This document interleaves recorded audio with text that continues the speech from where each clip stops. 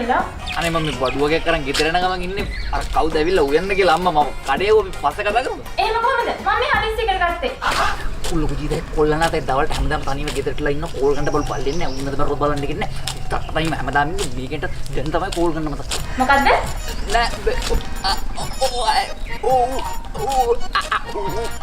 නෑ මේ සිග්නල් ඇති උනානේ. ඒකයි කැඩි කැඩි එන්නේ නැත්තේ. කෙන් මොකක්ද ඇවිත්? මම මේ කියන්න ගත්තේ අර කොට ෂර්ට් ලස්සනයි.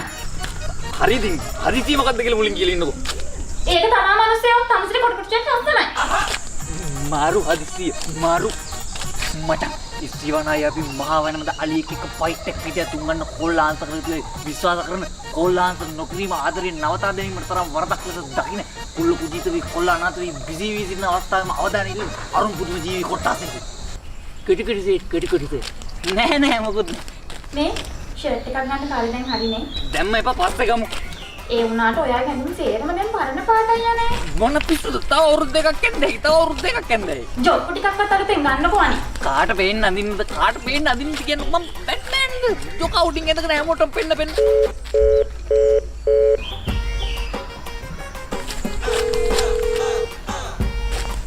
හරි පාට මං ඇඳුමක් ගන්න ඕනේ එතකොට ප්‍රශ්නේ වරේ හරි මං ඇඳුමක් ගන්නම් ප්‍රශ්නේ වරේ නෑ ලොකු ජීවිතයක් කොල්ලනතයි බොරුවට කෑ ගන්න එපා ගෑණිය මම මේ වැඩ කරගෙන යනකම් ඉන්නේ තමුත තේරෙන්නේ නැද්ද කියන ඕක මම කිව්වනේ මම කරන්න කියලා මම කිව්වනේ තමසර අංගන මතක් කරේ තමසර මම කරන්නේ නෙමෙයි ඒක තමසර මම මතක් කරලා මට කරන්න කියලා තමසර මම ගොම් පාඩ කාන්තරට බල්ල මෙච්චර පැහැදිලි කියලා මම කියන්නේ තේරුම් ගන්න තමසර විතරම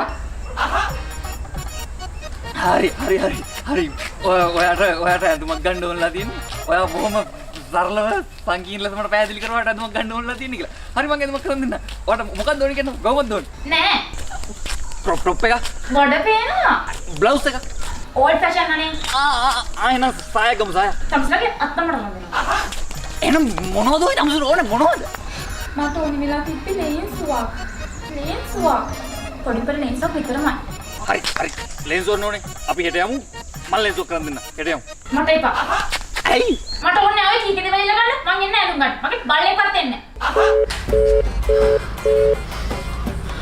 රෙද්ද